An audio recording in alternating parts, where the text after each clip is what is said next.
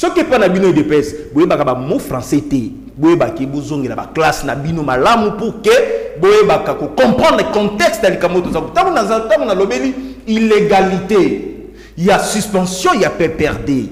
Na démontré awa que ministre intérieur a vu décision d'une manière unilatérale. Mais Asali Boussoni en tant qu'un avocat de formation, na lobby bien Asali Boussoni en tant qu'un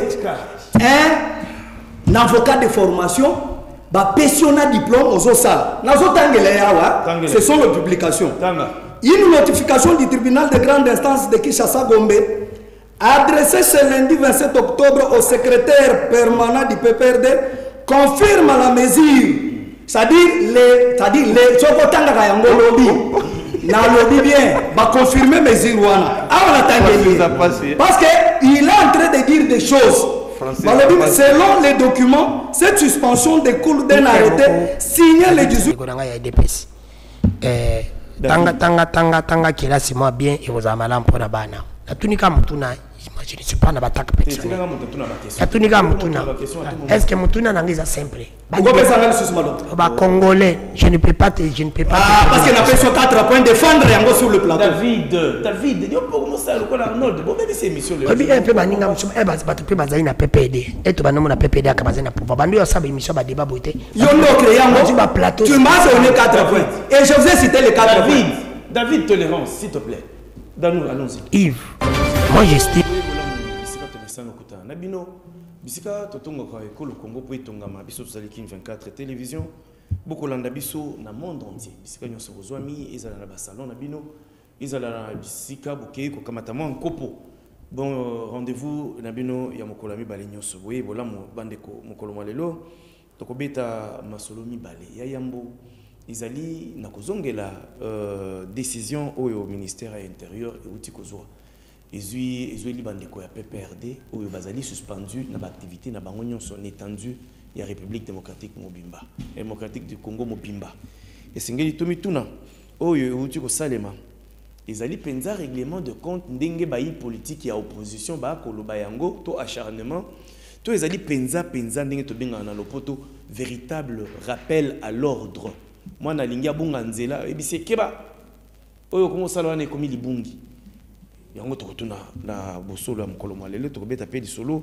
oyo komema biso to ememi biso na Assemblée nationale bisika wapi 12 candidats pour na poste moko ya oyo ako succéder na Vital Kamerhe na présidence ya Assemblée nationale ezali penza désordre ndenge bayike bako kanisa yango to ezali penza vitalité démocratique oyo tata mokonzi ya ekolo ye moko alobakango la vitalité démocratique esengeli tokabola makanisi na bao bandimi mela na bino po apesa biyano na mito na boko mito na kotambola ekolo Congo na matali politique pe matali social ya ekolo na biso botika na esengo to ya mama na mboka Arnold Bombolo ndeko Arnold Bombolo ye azali cadre monene na kati ya Alliance pour le changement ezali ngomba politique ya mwana mboka Jean-Marc Kabunda oyo mikolo côté na bango actualité za mwa makasi ndeko Bombolo to ya mbio esengo na kati ya bosolo mkolo. Merci beaucoup ndeko Yves Nandenge obengi biso pona to kabola na bayi congolais makanisi na oitali ba sujet d'actualité ya mboka na biso ya liboso na pesa bayi to kabola na bango plateau mbote na pesi bino nyonso mbote na pesi peuple congolais akozwa libaku ya kolanda biso na pesi bango pembote kasi ya actualité za makasi na parti actualité ezali ya makasi actualité ezali que président Jean-Marc Kabunda le 4 novembre 2025 à 10h azali organisé une conférence de presse et kozala pona ye mbala ya liboso depuis abima à la conférence de presse. Donc hier azala na biso ba pandisa. Akozala na bino ba pandisa en face, beaucoup poser n'importe quelle question, à répondre et puis beaucoup ba position exacte. Il y a alliance pour le changement. Na ma union soteza koleka na mboka na biso. Donc actualité penda ezali makasi ya mwana toza ko senga na ba dongolo misu. Ba obo mesana ko kanga bato après point de presse, après conférence de presse. Touro sogi boye atabo lancer une invitation to koyate. Papa lobby attaque bosali point de presse bokoki mobeko ba interpeller bino te pour aller sur le changement parce que toko isé na ba droit constitutionnellement garanti. Oui, que Kobika liberté d'expression, liberté d'opinion. Est-ce que vous voyez que Kobika ezali kaka ba obligation ezaka ba droit te ezapé ba devoir. Oui, mais biso tozali ba congolais tozali ko respecter l'état. Très bien. L'état n'a pas respecter biso ba congolais. Merci beaucoup Dano Kefula boye madame. Vous allez analyse politique indépendant, mais vous allez un penchant dans le côté à opposition parce que mingi temps où le baka bato balandara bakanisa cause la politicien il y a opposition. Nous avons dit aux ça la analyse, mais analyse nous ils ont se rapprocher beaucoup plus na bandeko ba position et ba opposition. Oui madame Ndeko. Oui, mbote ndeko mopanzi sango, mbote na bandeko tozana bango na plateau. Ba comme ça. Mbote pe na ba congolais conscient en place bazali kolanda biso. Tikana kende la profiter rapidement na micro na yo pona belela mbela oyo nazali kosenga la ministre transport titulaire Jean-Pierre Mbemba amekana ni kokitana niveau provincial pona koyebisa Daniel Bomba ou kopesa instruction na ministre provincial parce que on n'arrive pas à comprendre que na moins de 6 mois biso bakombi mituka toza ko souffrir ba pesi biso permis de conduire nani moto azwangu te et gouvernement provincial ya ville province de Kinshasa il biso contrôle technique. Oyo, batunan bazu ba permis bazu na contrôle technique et vous nous demandez plus de $50 par contrôle technique. Permis c'est plus de $80 et tout comme on a ba feti. Tout ti rentrée scolaire na moins de 6 mois et na mbongo o wapi. O l'état zali l'état moyini. Ba jibitu tozana na ba kota na ba cuivre na ba uranium ba uchote kapé quand même cacao. Mbongo na ba ko chango te qui nous amène pas balo baké mboki viva kana ba taxi net Belgique a vivre na donc c'est ba subventionné bazana richesse te biso to na ba richesse to bénéficier pe na ba richesse na biso c'est pour te dire que ba taxi ba ko pesa nanu biso pour le moment il faut baser la canane to ko konyo commenter na likambo itali ba taxi na mboko na biso et peuple congolais tellement qu'il est inconscient azana iko fanda wana il ne veut même pas réclamer alors que ceux qui na mboko zaki sérieux c'est le moment peuple il faut réclamer aujourd'hui tout le problème il y a entreprise oyo eza ko sala misala na banzela ndiko aza ko causer biso ba problème ko bebisa ba tu a résidé zo ko bebisa ba câble à courant to boité banzela eza malade basala ngo avant basala ngo il faut quand même bazana cartographie basenga bato a résidé zo na batasnel ba accompagner bango net c'est pas na ngale na kitambo tozana pour maman il ça fait 2 jours likolo batanzela likolo batanzela oye na bandel bana pour maman c'est presque na kisasa muzimba et na suka eza ko tsenga pe na muzito il a été Muzito a beaucoup de problèmes. Muzito a un problème encore, il me semble que na kati ya cabinet na ye a créé sous-traitance boko bandeko nyonso oyo bandeko basa bakombo na babenga ba service d'emploi. Muzito alongoli bango na budget asali sous-traitance moko atindi ko na ye ya famille pona ko gérer en fait que bandeko wana bafuta mangana kati wana tala niveau ka il est à l'opposition et Muzito encore a un problème na famille moko na colonel Beya ndeko wana kima Muzito alingi ice coquet ndaku ya batu. Tu peux imaginer. Ndeko je te dis c'est que bebo kina kende na colonel Beya. Na pesa po mona keno. Muzito a tozoya parce qu'il faut te lancer des mais il faut pas de choses à la bien. Muzito a un problème avec une famille. Oyo lupango na bango ezali na colonel Beya en diagonale na place oyo balini comme ministère provincial futelaka na ngambo wana.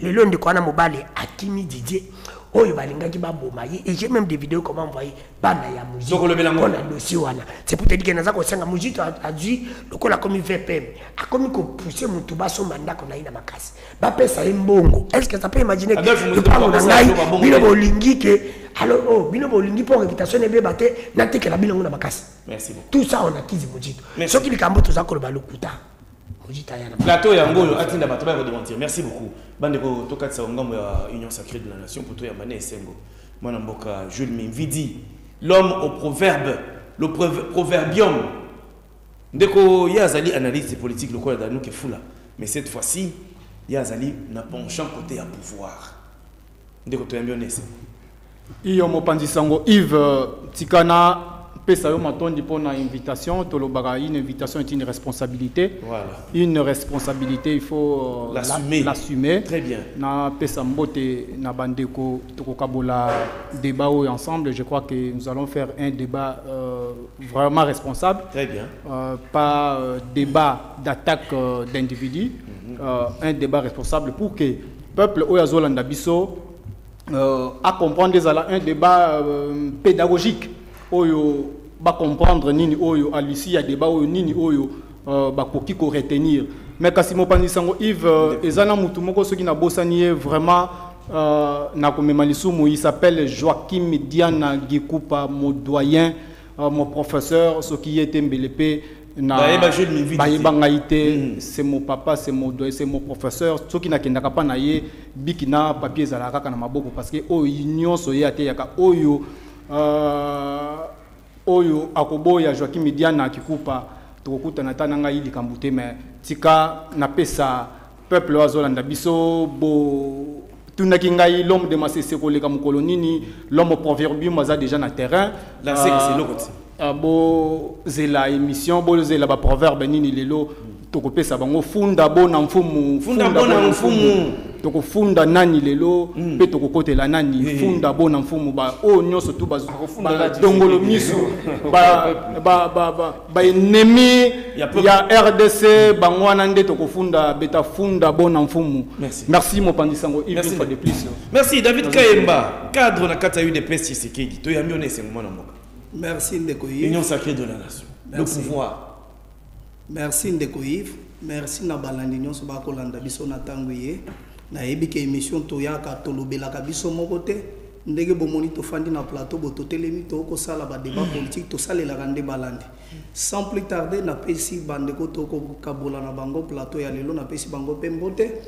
Avec mon frère Amin Danou Kefoula, Batango et c'est ça, je crois même 2 ans. Voilà. En tout cas, na sepeli makasi. Mais nazaka quand même na boleli moko na lilake pas président de la République, na ministre des Affaires sociales Mama Eve Bazaïba parce que na secteur o yazako kamba o lelo azali ministre des Affaires sociales et na Fonds national de promotion des services sociaux ezali poumon et affaires sociales. Car ce président de la République, ses poumons est très mal géré. Tant nazolo bandengwana parce que gestion est opaque. Conseil d'administration oyo no maki mokolo nayo vraiment eza komona passe parce qu'il y a vraiment des divergences. Bazalina katia koyo kanate entre ba CPA, ba administrateur, na directeur général Alice Miri Mokabeti.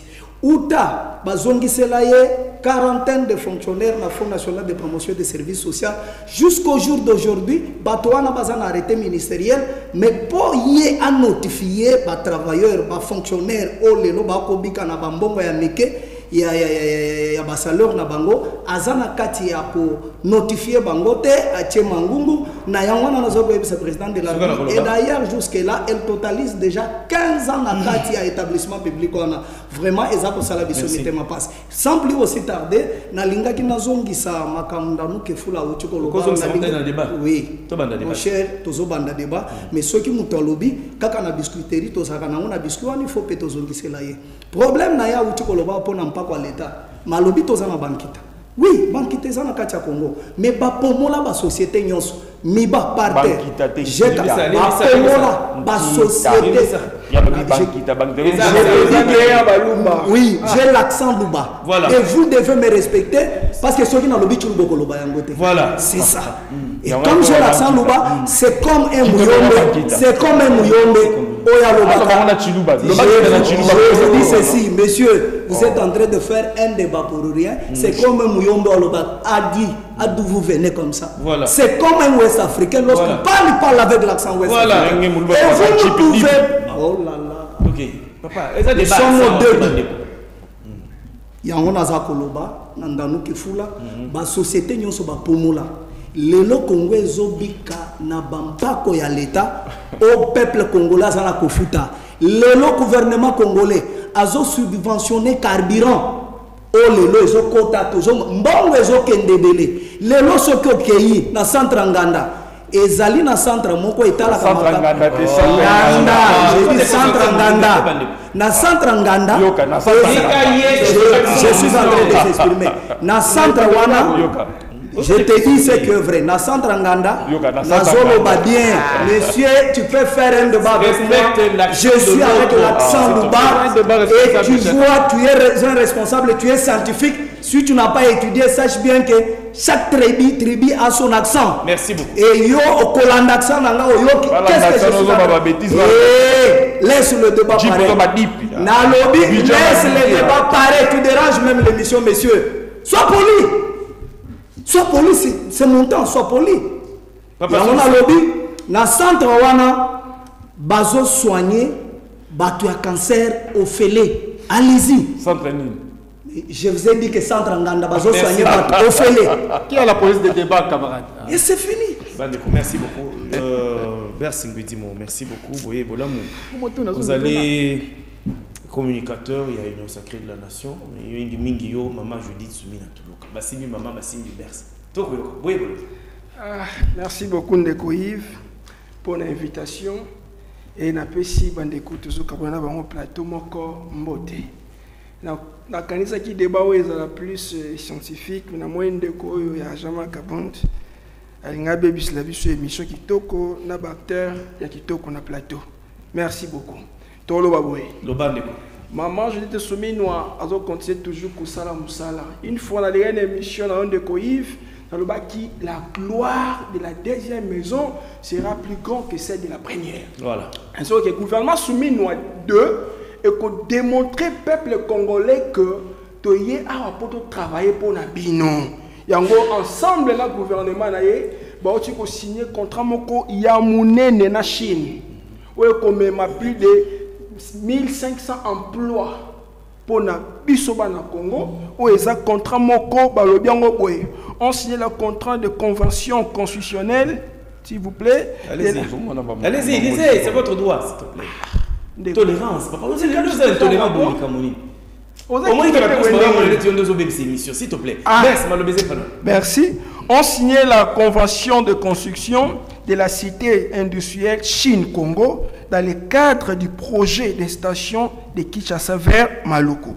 Le projet structurera de 12 milliards de dollars sur 150 km pour la première phase avec 1200 unités industrielles jusqu'à pour 1500 emplois attendus. Très bien. C'est un peu ça que le gouvernement soumet noir.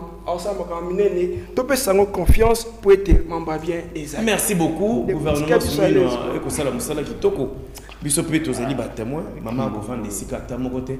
Ah tokoloba amemi délégation nene gouvernementale na sommet où ils allaient soutenir na Luanda na Angola, sommet sur le financement des infrastructures en Afrique. Bisika wapi ba ministre ebele à ba secteur et keseni bazali kuna bisika wapi sommet où soutenir au sommet ils allaient intervenir dans un contexte où l'Afrique cherche à combler le déficit annuel estimé à plus de 100 milliards de dollars américains avec pour objectif il y a qu'à mobiliser le capital africain, paix international, pour financer les projets structurants capables de transformer durablement l'économie du continent. Donc, maman, ça vous savez un coup de chapeau, maman, Koba, token de l'immobilier. Pendant que tout ça, il a pas lancé non, non, on a le bon temps de suspension. Opposition, bon, là. Lettre bombolo, tu crées. Tu vends de la mouki, tu l'as dit. Activité, tout point de presse, il y a PPRD. Bisika na kati na yango, bango va confirmer appartenance na bango na mouvement. Toute plateforme ils ont créé na Nairobi na Kenya et pas Joseph Kabila na ba opposant monsieur acteur monsieur. Quelques jours après, l'État s'est imposé. To bengango à remettre l'ordre, à salir appel à l'ordre. To ezali kaka acharnement na règlement de compte politique au bino opposition ata bosali mabe soki l'état alingi appliquer mobeko bino bomona kaka bayina bino balinga kabino te toke Ndeko Yves oyebi mboka na biso tozongi penza sima il y a plus de 30 ans en ce qui concerne la démocratie. Soki eza na parti politique oyo ebongaka pendeza la radier. C'est l'UDPS. l'UDPS a soutenu l'AFDEL d'une manière officielle. Et tu sais que Salina RFI conférence de presse a Bengi Mobutu dictateur a lobby que toute voix pour faire partie d'un dictateur, moi je la soutiendrai. Et a soutenu AFDEL. Partout AFDEL a banaki ko kanga, banaki ko nommé toujours ba fédéraux, il y a UDPS comme étant ba gouverneur. Tangu AFDEL les qui sangani. Et tu sais que di wa Mulumba a quitté na Kisangani, zone où ils qui contrôlée par l'AFDEL, un groupe rebelle. Mobutu atikala jamais ko kangae. Mobutu atikala jamais ko suspendre l'activité il y a UDPS. Mobutu atikala jamais ko inquiéter ne fût-ce qu'un seul membre de l'UDPS à l'époque. Tozongi wanate, tosuki wanate, Etienne Tshisekedi na Sun City. Etienne Tshisekedi accueille la ASD, Alliance pour la sauvegarde du dialogue avec le Rwandais. Na Kigali accueilli a passé les troupes en revue. Les troupes, n'a le bien que les troupes, il y a des militaires, il y a Rwanda, a passé en revue et puis à s'incliner derrière, disons devant drapeau, il y a Rwanda. Personne a inquiété qui est Etienne Tshisekedi. Tinegazonga qui na Sun City, ramener l'idée de dialogue global et inclusif, c'est le fait Etienne Tshisekedi. Pourquoi? Parce que les qui Rwandais ba ko kota wana et puis Rwandais ba kota ki ponaye. Mais mon côté a inquiété qui na 2013 l'UDPS d'une manière officielle par rapport Ezali, botanga par rapport mapping Ezali, botanga par rapport l'UDPS avait un accord avec le M23. Les rapports internationaux. Ils ont l'acceptation. Wana en 2013. Il y a un moment où Félix a eu le pouvoir, le groupe rebelle Albosso qui c'était M23, Bangoma, Bangotu, qui na Kinshasa. Moto mon côté a inquiété qui Bango. Mais boni lelo, aucun rapport atteste que le PPRD, Azali na M23, aucun rapport indexe le PPRD comme étant ligne de branche, il y a AFC M23, mais ministre de l'Intérieur, d'une manière unilatérale, accueille qu'au soit décision portant suspension, il y a d'activité, il y a PPRD comme parti politique. Et ça sonne, comment il y a comme ministre, il y a intérieur, ndeko. Il y a même pas de nature juridique, il y a acte ou yazui. Dans l'andine de Jacquemin Chabani, de Jacquemin a lobby que non, c'est une mesure conservatoire. Dans le but que l'UDPS n'a que des illettrés constitutionnels. Je dis bien les illettrés constitutionnels. De Jacquemin, il faut que une mesure conservatoire en matière administrative, nous avons un juge en matière il y a référé conservatoire, c'est une matière d'urgence. Avant beaucoup d'en affaires, il y a du Cambou. Juge a pour qu'il soit une mesure provisoire pour qu'il attire surtout au même pied d'égalité. Il y a comme autorité administrative à cause des mesures administratives. Donc, il y a même pas nature juridique. Merci. Il y a acte ou il y a pour nous chiter des trucs. La procédure d'abord pour suspendre le PPRD. La procédure n'a pas été respectée. Peut-être on a habité Jacquemin Chabani sur la agriculture, on a habité. Mais moi j'ai fait le droit. Et puis, la question administrative, Nazali au moins la spécialité au Yazanango. Merci. Pour que nous non, 30 secondes. 30 secondes. Oui, 30 secondes. Et là, quand il bosso, de Jacquemin Chabani et Bongaki a respecté la procédure dite contradictoire, c'est-à-dire que à Tindeli peut perdre une invitation de convocation. Voilà. Raccordement frauduleux. Il y a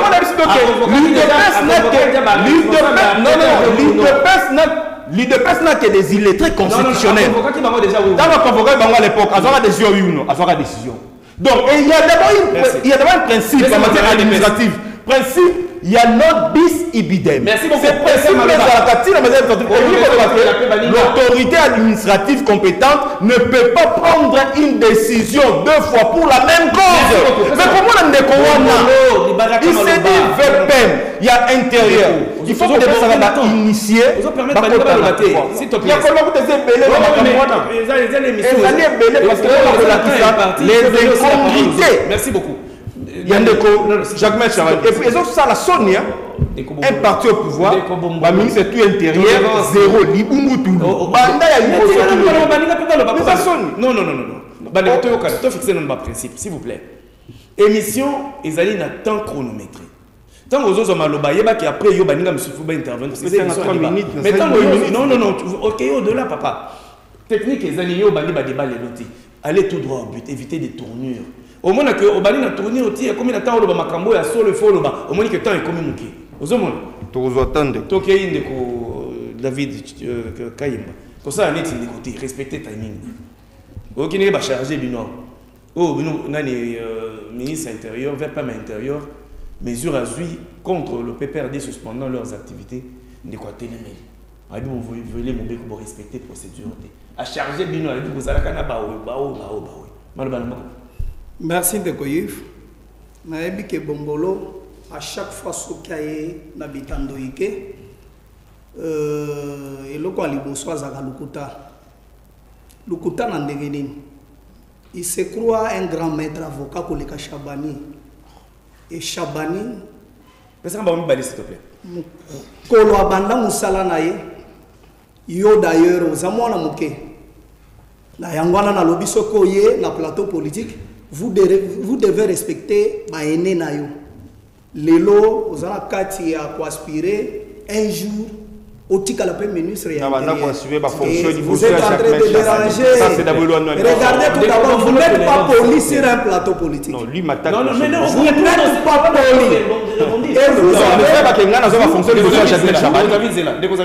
première fonction de Arnold, s'il te plaît. Arnold, s'il te plaît. Tandis que depuis l'émission, il bandit, ils ont interpellé, te remettre à l'ordre, s'il te plaît. Le problème, c'est quoi? Émission, ils allaient à Olobi, Baninga Bakomi. Netio, Olobi a chargé de peste Nenginos. Lui n'a pas parlé. Non, tu qu'elle est pétant, naïe à s'exprimer. Yo, comment? Non, je t'en prie. Yo, comment? C'est ça le principe. Ah, oui. Okay. Merci. Il dit qu'attaquer Moutouté. Et vous avez attaqué le VPM. Et vous avez attaqué tout le ministre. Vous avez attaqué tout le ministre du gouvernement. Kolobake Bazaba, il est très constitutionnel. C'est une infraction. Oui. Ce qui balande l'io au côté boloko. Parce que boye opposition sans idéologie. Ce qu'on a la idéologie sur un plateau politique, au Kobanda ba injure te. Tant que des personnes à la opposition. D'ailleurs, à Otiko Sebiloko awa. Oh, papa Etienne a soutenu l'AFDEL, tout ça. C'est nous qui soutient l'AFDEL. C'est nous qui soutenons. S'il te plaît. J'ai dit c'est lui qui soutient l'AFDEL. C'est lui. A changé. Ok. Tolérance, émission européenne. Papa Etienne a soutenu l'AFDEL. Kabila Koti, c'est papa Etienne va tendre micro na RFI. Parce que vous n'avez pas l'histoire. Alors, mon frère est pris en otage par des Rwandais. On a comprendre que aux amours en 1990, politique au Bandiango Sika, c'est pourquoi vous n'avez pas l'histoire. En 1997, en de la côte, papa Tchena Keï na grand hôtel Kotala, Musée Laurent Désiré Kabila. Musée a fait ce qu'on appelle les débauchages. Parce qu'il y a que l'UDPS est un parti populaire. Na yesika nyonso soki okotisa ko travailler na ba membre ya UDPS ozali bungu tulu. C'est pourquoi il débauchait dans la population, a débauché ma membre à UDPS. Alobi lisusu lukuta, alobi Mobutu atikala kokanga papa Etienne. Mais nani azwa caché ya un père, Etienne na mukongo ya papa Etienne. Parce que papa Etienne na liti na ya démocratie, ba prison nyonso ya Congo eyeba ye. Bazai kokanga ye et pas ya Kondo Mobutu. Ça dit, vous n'avez pas l'histoire. Papa Etienne en aucun jour, si vous avez des vidéos, brandir à mon abakongomani nyonso, nano atikala ko Ndumba mela drapeau ya Barwandais te olobi à s'incliner. Ça en tout cas vous êtes, et d'ailleurs tel que vous êtes là, un avocat tel que vous êtes là, Ozo Salabosoni, il y a président Nayo Kabound parce qu'il vient de l'UDPS. Il a eu la formation de l'UDPS. Chaque jour n'habitant Doike, Moussala Nareza Kofinga Kondo Etienne Tshisekedi Omulumba. Les docteurs, la référence aujourd'hui, il y a eu un mémo Zali aux hôtels et mappé aux autres habitant Doike. Quelle référence? C'est il est la référence aujourd'hui. Ce qui batangi bato baluki démocratie na Congo, Kondo Etienne Nazala Kati ya bato baluki démocratie na Congo. Ndeko Yves, Ndeko Ayena Lukuta Munene, un jour à Kozombano naye na lukuta parce que les habitants d'Oike a contrôlé le langage là et mukolo bako chaye maboko akoyeba te akobanda bosenga bolimbi parce que tomoni ba mususu ba ko les habitants d'Oike ba komi ko le na kombo ya ba mama na bango ba mama ba komi ko kende ba mama Denise yobela mona nanga mawa mais du moins tango zolo ba mwasi na ya fani na ndako conseil évoluer toza na débat na évoluer to continue na débat ya PPRD balobi ma coupe tempérer mesure wana te 3 minutes PPRD a coupe tempérer mesure wana te PPRD ce qui a lobby qui a tempéré mesure wana. Etali bango ko tempérer pas tempérer. A tempérer mesure wana te, c'est ce que je suis en train de dire. A kokuta na l'état dans cela. Il y a la force de la République au bakokuta na bango. La police azali, justice azali, bakocha bango maboko. C'est jouer avec la République démocratique du Congo. Na lingi ndeko limbi sangana mekempe ko kundola biloko na ye nango malgré ba ennemi de la République bazoya na lokutana bitando ike. Le PPRD ndeko Yves. Soki lelo tozana kuluna na Kinshasa c'est le PPRD. Bato bakabolela ba jemo bazai komela diamba. Machette c'est le PPRD. Tozana ndeko Francis Kalombo, Tozana ndeko mususu, azaleno na union sacrée, bangonde bazai ko kabola ba machette. Le PPRD est en train de freindre la démocratie. Bazala kacha ko sala semblant, lokola ba démocrate, mais ils sont de mèche avec le M23. Ndenge M23 akoboma ba Kongomani, ndenge PPRD azala kacha ko participer na musala ya koboma ba Kongomani. PPRD ba créer ngo na tango nini? PPRD créer Ndeko Kabila na pouvoir pour sécuriser pouvoir ya Ndeko Kabila na 2000 pas ça dit Kabila déjà agrément liboso IDPS na lobby bien si aujourd'hui IDPS créé en 1980 agrément Zoroka na lobby si vous n'avez pas l'histoire messieurs l'IDPS créé j'ai dit ceci avec l'ordonnance. Quelle ordonnance? Il y a Mobutu. Oui, Mobutu a dit comprenez mon émotion. Dans le multipartisme, mais quand tu n'as jamais. L'ordonnance de discours. Oh là là. Oh là là. Et d'ailleurs, vous êtes en train de faire la honte de la République. Merci beaucoup. Dans le Kefula. Bandeko, vous respectez tant la prise de parole. Ça perturbe. Bon, comme on va être lobby, tout mon émission ici, parce que vous prenez trop de temps inutilement. Dans le Kefula, tu as une déco. On a dit mesure VPM à l'intérieur à Zui. On a dit réaction à la PPRD. L'État a eu mesure pour nous rappeler à l'ordre. PPRD a le but de tempérer. Finalement, tu as une anarchie.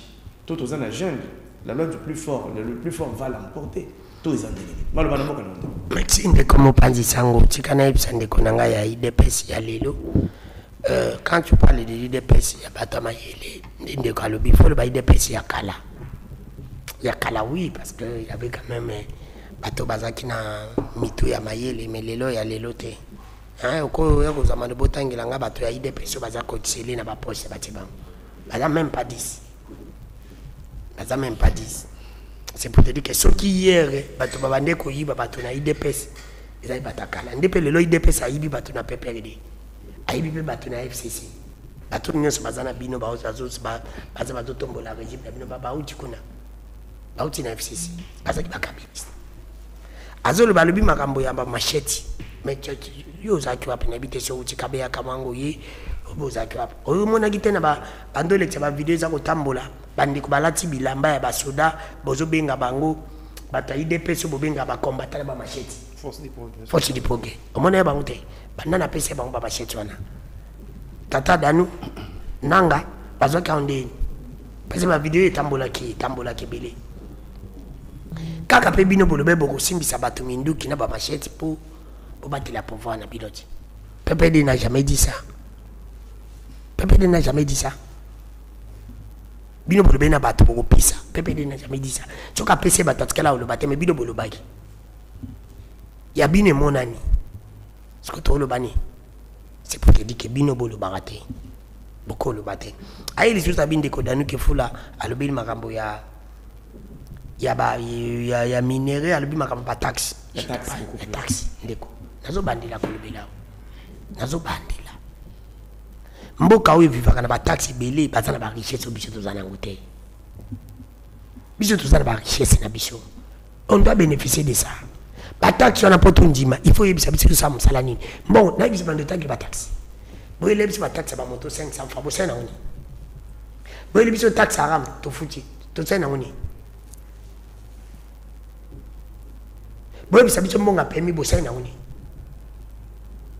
Poto bandalele ko kendo futa ba mbongo ya nini ya côté technique. Alors que côté technique on a beau pesa mbongo pas ba indien. L'État congolais est mon cas dans la place dans la côté technique. Il y a bien des armes. Avant qu'organiser le que fait à planifier non. C'est tout ça il a Congo serré place à bomber prise à la prison.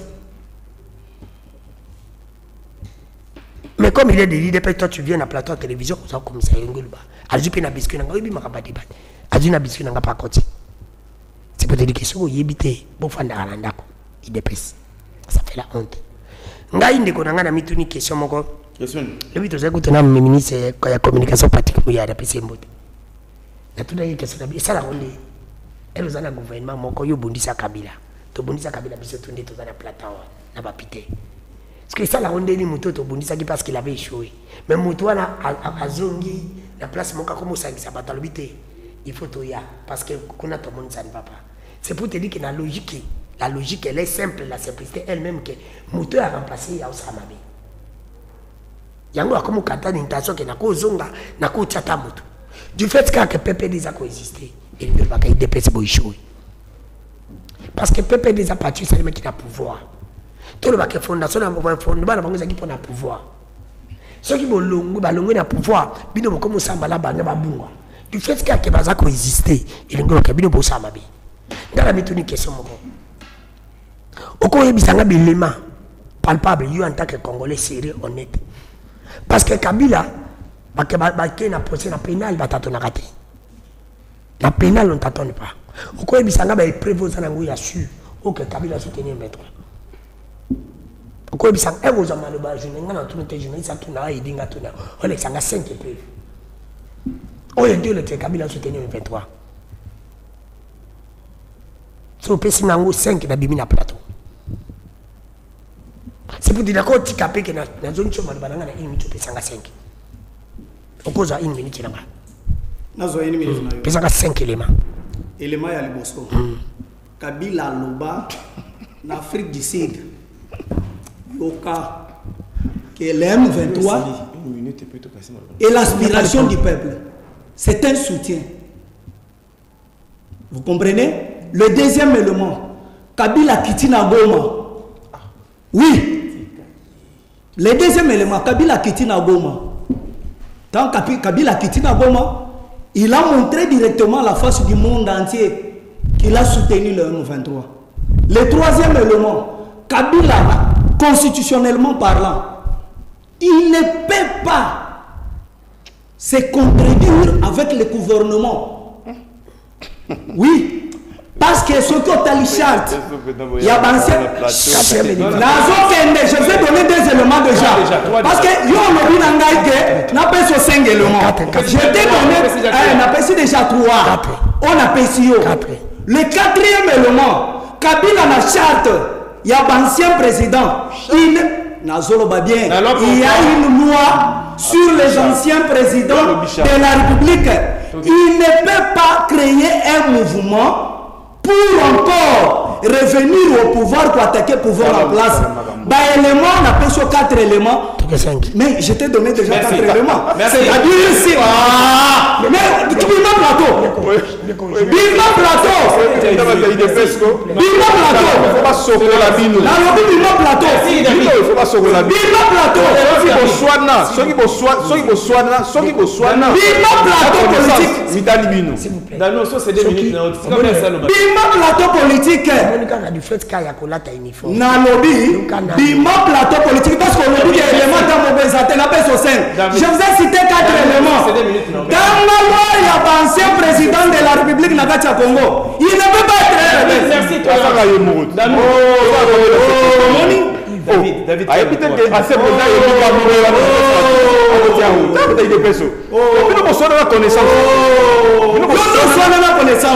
Parce que tu es opposant. Le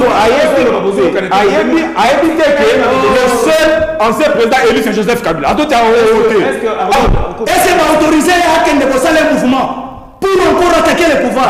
C'est des infractions sur les infractions. Débat, s'il vous plaît. Alors, c'est qui? Répondre à Ngaï. Répondre à Ngaï. C'est sûr qu'il y a une loi de la République. Un ancien président peut créer un mouvement sans fond de pouvoir. Monsieur ici là. Yo, on va mettre avocat. Donne-moi. David, vous devez m'écouter sur le plateau, c'est pas normal. Arnaud et David, vous devez m'écouter. Vous ne me facilitez pas la gestion de temps. Danou, c'est d'accord une minute. S'il vous plaît. Il a parlé, c'est comme le mec qui parle. Non, une minute. Émission pédagogique. Tout ça, quand on a un uniforme, quand on a une classe, ils assument dans un mail. Mais quand on a plus classe, il y a Malonga. Merci. Quand on parle, écoutez, quand on parle du dit que non, quelqu'un a créé un mouvement pour combattre. Mouvement de sauver le Congo. C'est sûr quelle loi de la République. David, non, est-ce que non? On peut condamner l'ancien président de la République sur 5 points.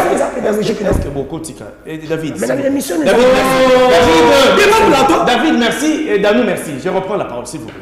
Mais mon frère, nous sommes polis. Écoutez, nous sommes polis. Nous vous respectons. Mais respectez-moi. Non, je vais te donner. Je vais te donner. Non, ce n'est pas juste. Je vous en prie. Ce n'est pas juste. Non, s'il te plaît. Chrono est en gros. Non, attends, le chrono est là. Mais moi aussi, je suis Non, Danou, s'il te plaît. Danou, tu as cette émission. Mon chrono est là. Quand les autres sont en train de parler, le mien est là en marche. Montre-moi ton chrono. Mon chrono est là, non? Montre-moi ton chrono. Non. Danou. Mon chrono est là en marche, tout le monde peut le voir. Toi, ton chrono n'est pas en marche. Moi, je suivrai le temps ici. Tango, Deko, Nani Arnold, a vu ton naïe à que Makamounet, il a beau repérer sa parole, c'est pas moi. 3 minutes et 5 secondes. Vous ne respectez pas la police de débat, malheureusement. Mais si tu dis que moi je te respecte pas, moi non, je ne dis pas que toi tu ne respectes pas. Je n'ai pas dit que toi tu ne respectes pas. Je dis vous ne respectez pas. Essayez de très bien gérer. Non. Par contre, tu as déjà temps aujourd'hui.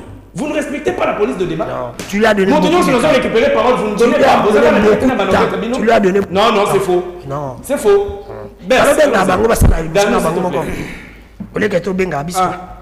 Moi, je pensais... Vous avez la difficulté à aller tout droit au but. C'est votre problème. Vous gérez mal votre temps. Moi, je pensais à la pédagogie. Problème exactement. Oui, merci beaucoup. Moi, je pensais émission à la pédagogique pour Batomaël et Bazan 4 émissions. Mais les autres, quand nous sommes là, le légani tombe, mais la macambo. Maître, s'il vous plaît, si vous n'avez pas inayo, yo lingara toujours comparer Etienne Tshisekedi na Joseph Kabila. L'autre fois, au comparé Soubango, je vous avais bien dit que Etienne Tshisekedi n'a jamais été président de la République. République démocratique du Congo. Au contraire, Joseph Kabila a été président de la République. C'est-à-dire, Joseph Kabila azanami beko oezo lié au kiko salati. Ce qui au salaire, c'est-à-dire, ozana yo mutuka kayamabe. Bino bolobake, tu respectes la constitution, mais alors Joseph, est-ce que vous respectez en haut? Étant président de la République, loi est interdire lié na makamomisu sorti ko sala yango. Tangaloi, merci beaucoup. Soyez un peu poli, s'il vous plaît. Soyez un peu poli. Tu vas réagir. Merci beaucoup. Les lots biso bas sur le bas. Les lots biso bas sur le bas. On va suspendre PPRD. Nous devons d'abord comprendre qu'on suspendre PPRD et bandi ou boni et bandi et sika wapi. Ce qui numéro 1, il y a PPRD. Si les lots sont pêchés micro, ils ont menacé Congo à Olobadi. Mais surtout, il y a un bébé à Olobadi, c'est le Rwanda. Mais si on peut Kabila, à contact pour la Congo et à Rwanda, on a été. Maintenant, la casquette, tant qu'ancien chef de l'État, il y a peuple congolais. Alors, à quoi bon? Parti politique n'est pas perdu. Ils ont parti rwandais, mais ils ont parti à la République démocratique du Congo. Donc, il faut tolérer Makambouana. Jamais. Jamais, jamais. Merci beaucoup. Merci beaucoup. Jules Mvidi, tout ici. Réaction PPRD suspendu. Aux autres, réaction à plateau. Bah moi aux autres, moi jurisprudence, moi c'est qui des salariés, et moi on peut pas ça là. Vous avez le droit de suspendre. Bah le coup tu vas tempérer décision il y a une nouvelle intérieure. Mon Panzisango Yves na lobaki na ibandeli débat ezala beaucoup plus pédagogique. Mais na moniete bandeko bazui maloba liboso ils se sont déboussolés. Bah que hors thématique na yo tuni biso motuna olobi ba suspendre PPRD bango balobi ba ko obtempérer décision on a te bango ba ko sala maye bango balingi mais kasi fallait toyebisa baye bazali kolanda biso quelles sont les causes oyo ba suspendre PPRD parce que toké na ba futilité peuple a qu'à retenir nini. Très bien. Bien que c'est le ministre sectoriel Oezali il y a intérieur, mais décision est Zouamaki na gouvernement. Gouvernement tangu bazui mokano balobi boye belema misato. Gouvernement accuse le parti wapi PPRD d'avoir une attitude ambiguë. Ambigu elingi kolakisa soit koloba était qui n'est pas clair. Veut dire lolenge na bango oyo bazali ko vandela ezali susu malamu te. Toza ko mona bango biface. Toza ko mona bango clarté. Deuxième balobi bazo reproché na fondateur ya PPRD qui est Joseph Kabila d'avoir visité la ville de Goma, une zone sous influence du M23 et AFC. On a des bakisation au gouvernement avant Ezomokano, il y a pour suspendre l'activité, il y a PPRD. Troisième, voilà, troisième ministre sectoriel, soit il y a intérieur, à s'appuyer dans l'article 39, 30, 31, Oyo Ezali, Kopesa, fonctionnement, il y a tout le poto, parti politique. Mais Kassi, n'a pas ça proverbe moko simple parce que et ko profiter pe na biso ba ko débattre à l'élo et que baloba ka boye pas na biso balobi néo zoli ko zinga konti mas baziti sa ngamas monoko nini pe la kisina linga ezali na kiungani ezali langue bantu ya République démocratique du Congo balobi boye soki ondimi au sein du parti politique, on dit on fait fonctionner na mboka wana. Parti politique est association. On dit pour vivre na mboka wana, il faut auto-sa mibeko ya mboka wana. Boni PPRD a koloba etenga na kotosa mibeko ya mboka wana te et aussi longtemps que yozo linga au travail pour le peuple. Ça nous étonne. Moi je ne fais pas des débats de bas étage. Je fais un débat d'idées, un débat responsable. Très bien. On les alliés pédagogiques pour que Baye Bazali dans la puissance va comprendre Bayeba nini oyo bango bakoki ko retenir. Quand si ce qui te le était va suspendre l'activité wana. Mais ils allaient parce que M23 est de mèche avec na PPRD. Il y a mon biso, bah peuple bazali komitou na est-ce que batu ya po etropé ça va confiance. Ce sont des choses qui se font en Afrique. Oh que ceux qui ont le moins qui bokondi, oh que c'est la rébellion kaka pour ozonga lisusu na ndenge ya makasi. Mais non, suivant l'exemple, il y a États-Unis exemple Trump. Trump a échoué aux élections, mais il est encore revenu. Peuple ayambié. Nous ne respectons pas les textes. Pourquoi? Tant que oyoye andimaki parce que ebele va toi le baquet, yé ne mutapé ça, Félix pouvoir. Mais non, non. Félix avait gagné des élections parce que quand il a accepté la passation du pouvoir, nous n'avons nulle part entendu que Jikata le baquet n'a pas ce pouvoir. Mais non, la CENI Oyo, à quelque chose là, afse, nanga le baquet était, Félix n'a pas gagné. Merci.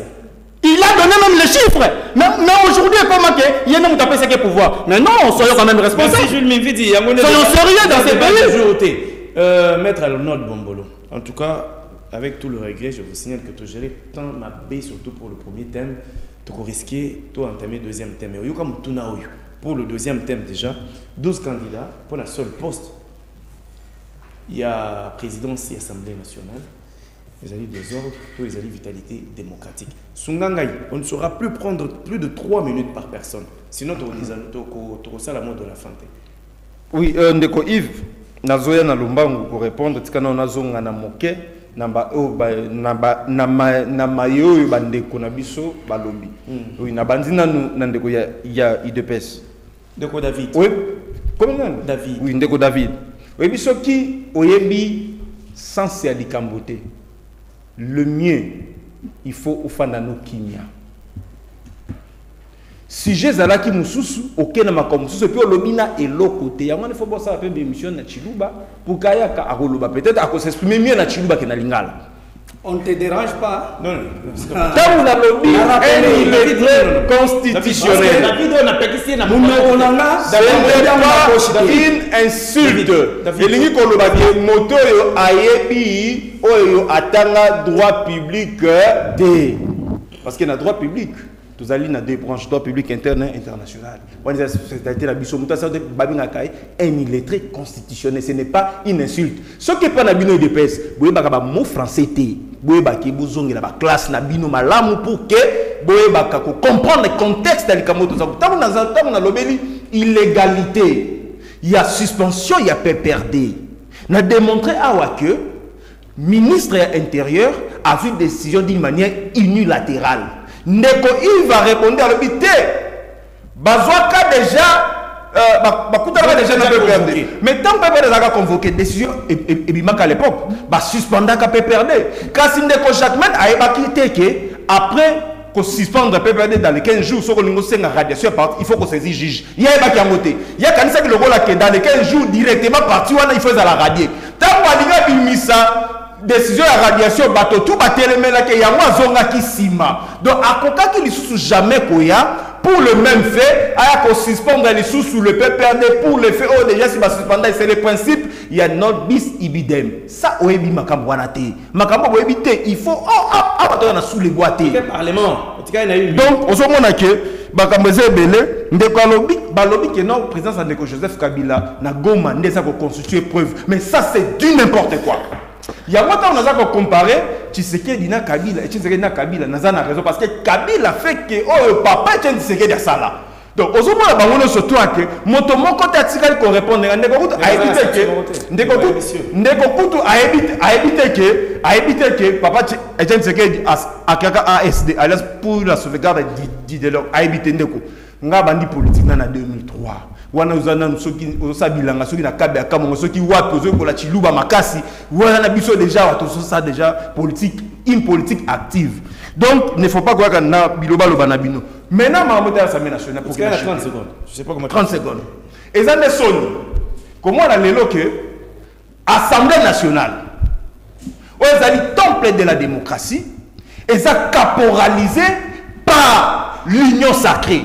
Donc, Ndeko Tshisekedi na batunaye, baza kosa la confusion entre la majorité parlementaire ainsi que la majorité présidentielle. Majorité parlementaire, c'est une majorité oyo et sangisi ba député autour de l'Assemblée nationale pour assurer stabilité à gouvernement. Tandis que majorité présidentielle, oh, bah, l'union sacrée Ndeko. Oyo a qui jamais réceptionné ma candidature. Jusque-là, Assemblée nationale a zuna nous candidature à mon côté. Quand Ndeko Tshisekedi comme une intention, il y a caporaliser l'institution, aligner l'Assemblée nationale comme une caisse de résonance, il y a eu de paix, il y a l'union sacrée pour réceptionner même ma candidature. Il y a un pouvoir législatif. Il faut la différent, autonome et indépendant du pouvoir exécutif. Donc, et ça son niveau dans le cannabis. Surtout, ils ont caporalisé pendant que Etienne Tshisekedi. Je t'en prie. Pendant que Félix Tshisekedi. David Tokei. Merci. L'Assemblée nationale. Merci. Les Camerounais encourageant la vitalité démocratique. Tous les appelés désordonnés. Il y a un marche comme tout le monde. Au moment où bazo habitants bazo mimona ke bayebi koleka baninga. Mais Asali Boussoni en tant qu'un avocat de formation, na lobby bien Asali Boussoni en tant qu'un avocat de formation, ba pensionnat diplôme aux OSA. Ce sont les publications. Une notification du tribunal de grande instance de Kinshasa Gombe adressée ce lundi 27 octobre au secrétaire permanent du PPRD confirme la mesure. C'est-à-dire les Chokotanga Kayango lobby. Na lobby bien, va confirmer mes Irwana. Parce qu'il est en train de dire des choses. Selon les documents, cette suspension découle d'un arrêté signé le 18 octobre par le vice-premier ministre, ministre de l'Intérieur, c'est-à-dire Ezali instance de Kinshasa Gombe, n'a adressé Bango. Ça, c'est le CAPI qui a publié ça. C'est-à-dire, yo, avocat de formation, Tindende, instance, il y a yo, avocat. Il y a des notifications judiciaires, monsieur.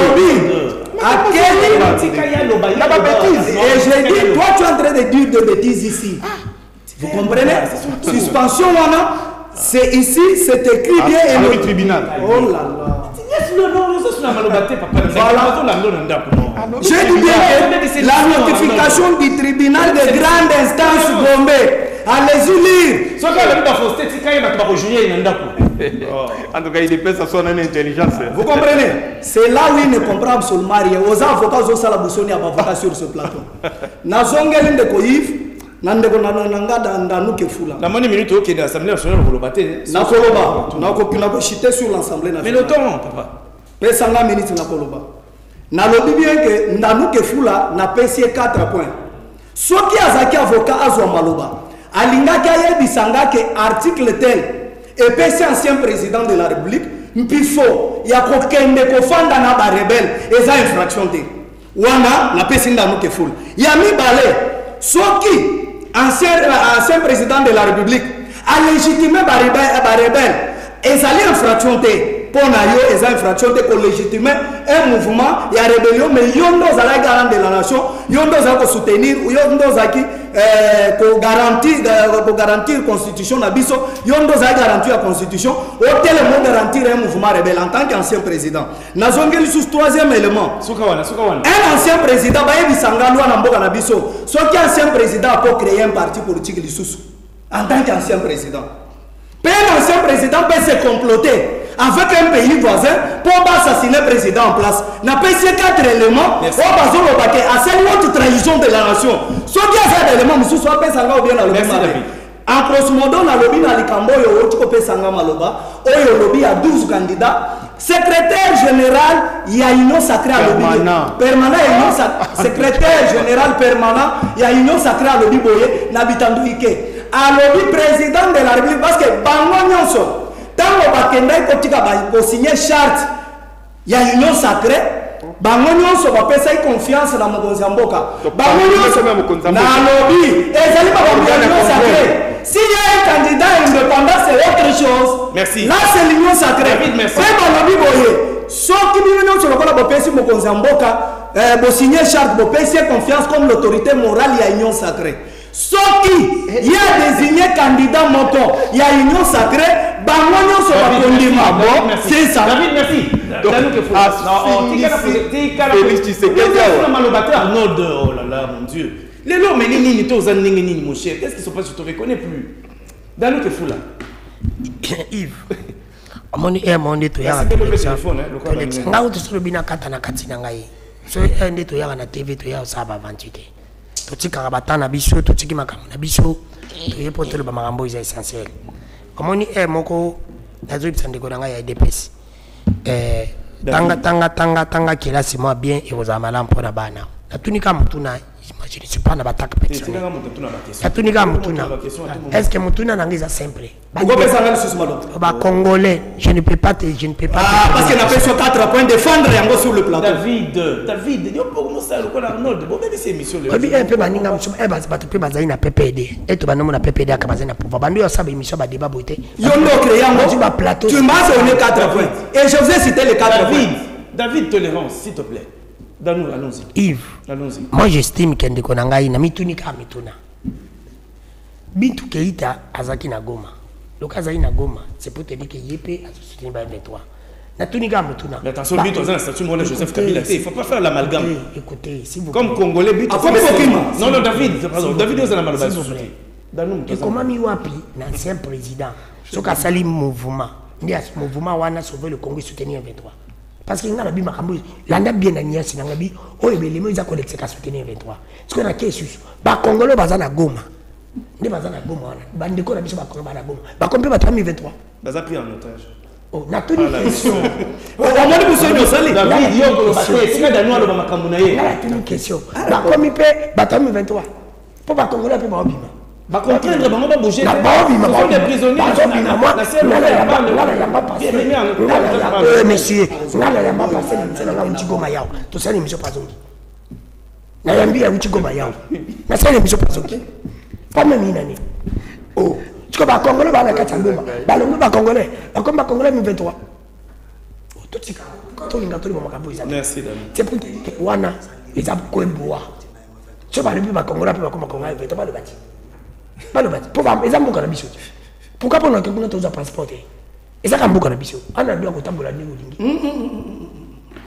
ezamboka na biso ezamboka papa yake c'est pour te dire que to tika c'est to lobby que comme mboka ba tso que kuno comme demo ba comme ça on ka comme mboka musu président de la République David ils ont mal battu papa qu'est-ce qui se passe David ils ont mal battu non on est comme président des ordres c'est pour te dire que Yves ezali mabe na ke pa bandiko nanga na kambo tali union sacrée nous candidat bandiko ba lobby que elingi ko ba comment dirais-je, la démocratie, c'est pas la démocratie. Ils ont le coso politique. Il y a des union sacrée. Parce que, ici, ils sont déjà que, maman, bigo en a 7. Elle a mon salaire moins de 150 000 $ par mois. C'est pour te dire que tout a intérêt à Bango. Peuple azaté na kata bango. Peuple azaté na bango. Aucun intérêt du peuple. Intérêt à peuple azaté parce que dans la union sacrée, net ma candidat si nous voulons déjà merci. Ma candidat valable pour Nangaï. Je vais m'assumer, j'ai dit à la télé. Le candidat valable est Mbosso, Nani Mayo Mambi. Merci beaucoup. Mais Mbosso, elle ne peut pas être là, pourquoi? Parce que après, déjà Moukolo, Azalaki déjà, assis à Sali, tout le monde a Sali. Après, ça fait un bateau, parce qu'on peut qu'on met quand même quelque chose. Merci. Et pour l'intelligence, moi j'estime que l'union sacrée, ce Félix Alingi va Congolais, puis Alingi l'union sacrée na Bango, Atia au moins Mayo Mambi. Merci. Merci. Parlement. Allons-y, papa. C'est simple. Merci. Question. Ils allaient m'aimer 12 candidats pour un seul poste. Alors que dans l'union, c'est famille politique, il a bien une union sacrée. Oui, moi je vais interpeller le chef de l'État parce qu'il y a une autorité morale, il y a une union sacrée. Autorité politique. Autorité politique, ok, merci, il y a une union sacrée. Alors, Eza Bossoni, Ngolo Baté, union sacrée, union sur les matières. Toi, appuyer, on bien tout le monde en non. Et c'est un homme Félix Antoine Tshisekedi Aloba Apona candidat pour représenter l'union sacrée pour être tout le monde dans l'administration inutile. Bamona Lolenge premier ministre au Salamakambo. Judith Soumina Toulouka, une femme infatigable. Oazo tambola pour intérêt en Boka Congo. Alors, les deux côtés de la fête, de la fête, de la pamba, totika, bokonzamboka, asa la chambre idéal pour l'avancement en Boka Congo. Merci. Merci beaucoup. Jules Mividi. Mon pandisango Ivo Ebi, ndenge toyaka na plateau, toyaka ko représenter. Bazali na ba parti politique, bayaka ko représenter ba leader na bango. Nous devons quand même montrer une discipline au-delà de tout parce que oye pour représenter leader na yo soki ba fingio donc talaza loko la leader na ye. Donc ce n'est pas propre quand même tous à la responsable. Tous allez ko traiter problème très important aux alliés Assemblée nationale. Assemblée nationale les alliés organes délibérants.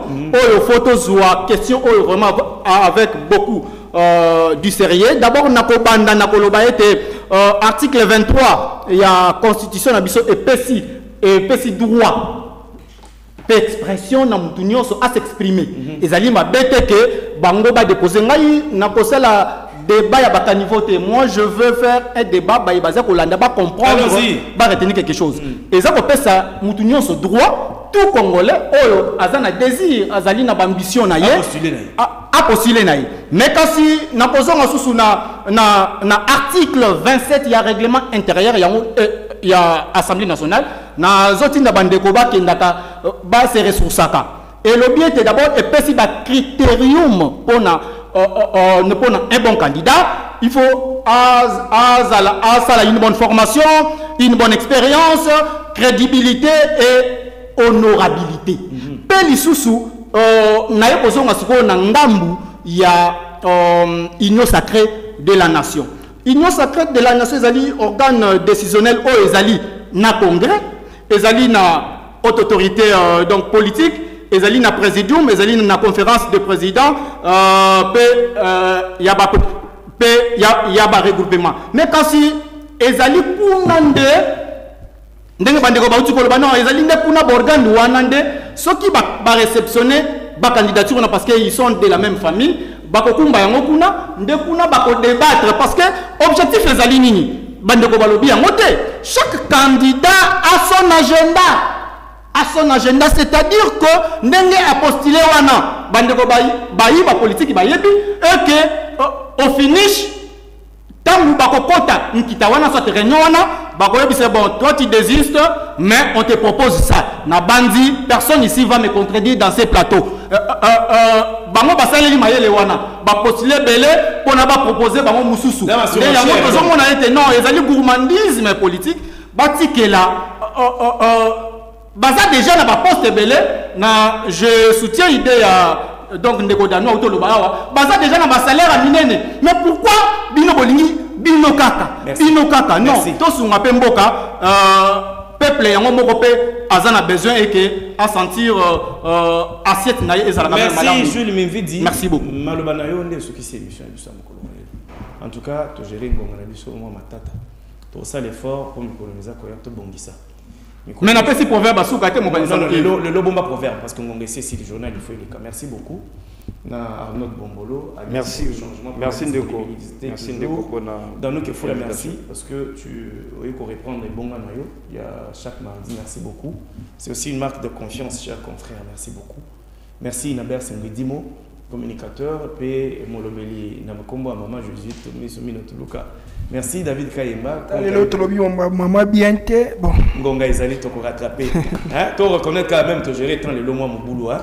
Merci beaucoup Nandeko David Kayemba UDPS.